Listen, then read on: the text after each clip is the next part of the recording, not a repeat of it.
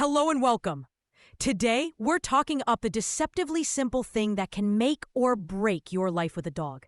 The name you call across a crowded park, at the daycare counter, and into a digital record that follows your dog for years. This clicked for me in a Brooklyn dog park. I was ankle deep in mulch when 3 people yelled Luna at the same time, and 3 different dogs, 2 huskies and a lab mix, pinwheeled toward 3 different owners. A ball rolled under a bench. A stroller squeaked. The gate stood wide open. And for one breathless second, nobody knew which Luna was about to shoot for freedom. That's when trends stop being cute and start being consequential. I'm a naming consultant for dogs. Yes, that's real. And sensible owners ask me, do trends actually matter, or is this all vibe?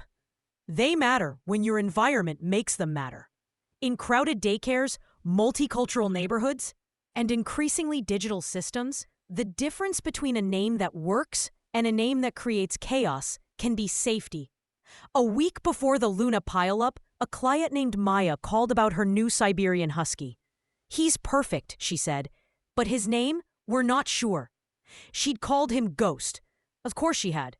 Between snowy coats and pop culture, Ghost had become the husky default. And huskies hit 2 arenas hard: parks and daycares. If the name is trending, they'll be sharing it with a third of the class. Is that really a problem? She asked while Ghost did figure 8s around her tote. It is when you need 1-to-1 recall, I told her. Or when a staffer needs to medicate at 2 o'clock and there are 5 ghosts waiting for peanut butter pill pockets. I learned that the messy way at a midtown daycare I consulted for. They had 6 Coopers in one playgroup. 6, one Friday. A Cooper with a peanut allergy almost got the wrong treat because the chart said Cooper F, and a kennel tech thought the F stood for flavor. Nobody got hurt. We caught it. But from that day, I warned clients. If your dog will live in communal care, trend awareness isn't a branding flex. It's a safety practice. I call it the Cooper conundrum. Avoid stacking identical names in the same environment whenever you can. So with Maya, we ran a field test. We took Ghost to the busiest corner of the park near the gate. She called Ghost 3 times. He looked up once, then got swallowed by the chorus of other ghosts ricocheting across the mulch.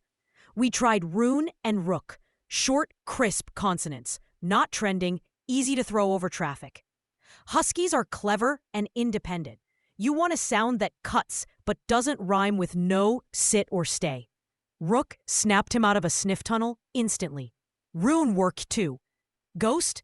Not so much. I love the vibe of Ghost, she said. I don't love the chaos. You can honor the vibe without sharing the frequency, I told her.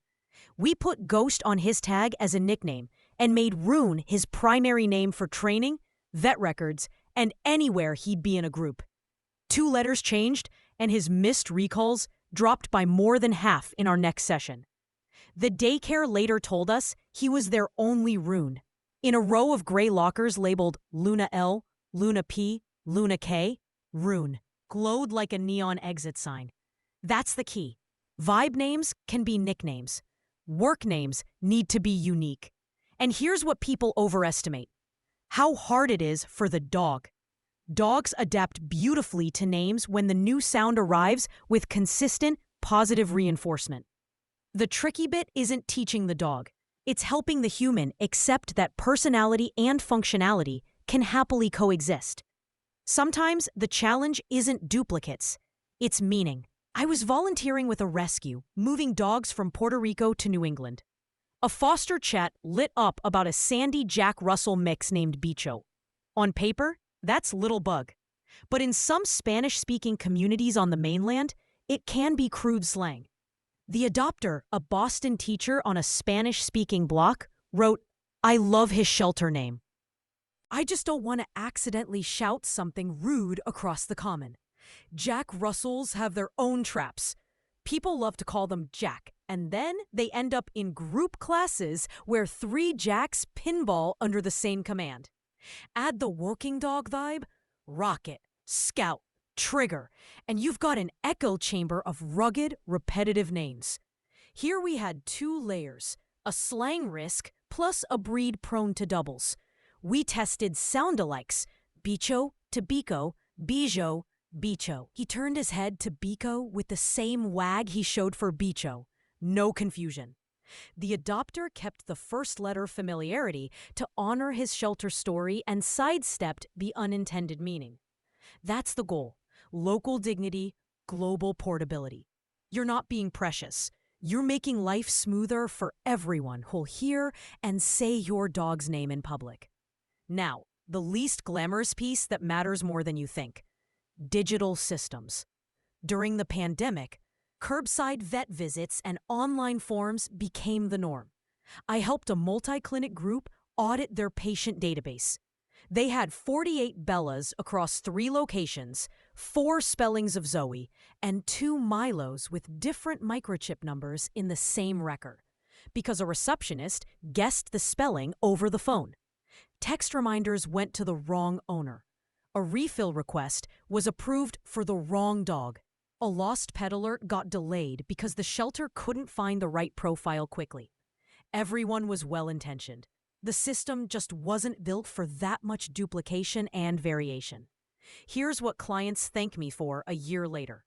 Pick one spelling and stick to it everywhere. Vet, groomer, daycare, city license, microchip registry, training app, insurance. Avoid special characters and punctuation some databases strip out. Choose something easy to spell over the phone. If you want an uncommon spelling, fine.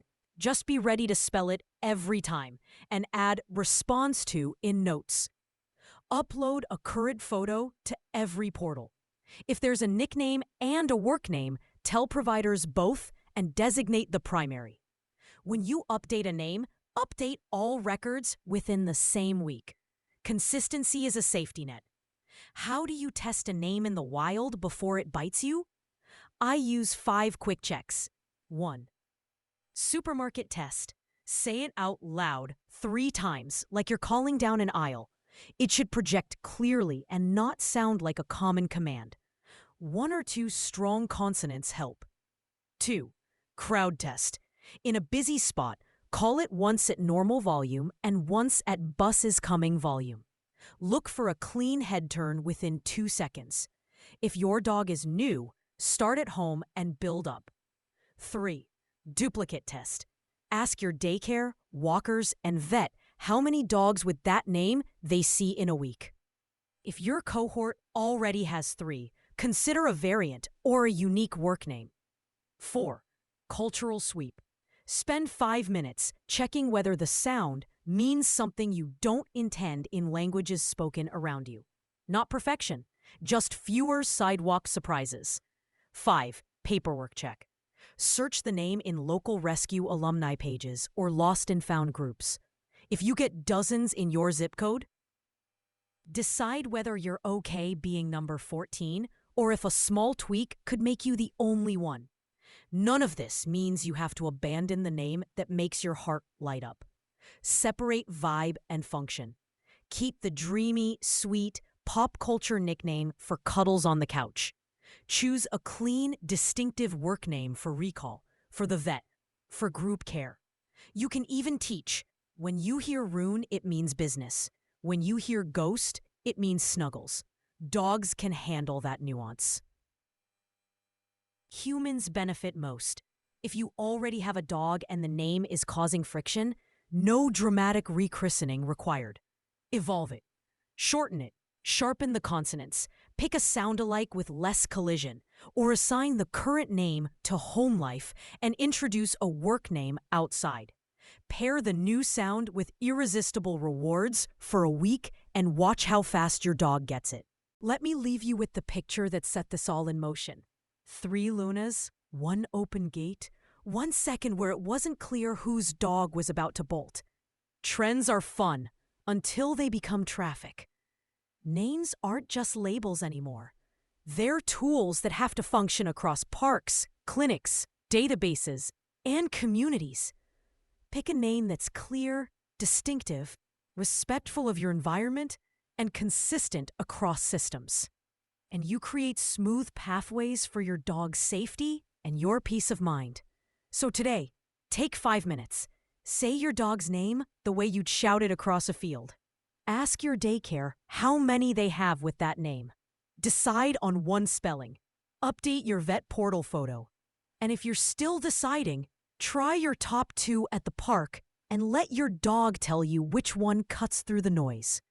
2 dogs, 2 names, 1 lesson. But best name isn't just the one you love.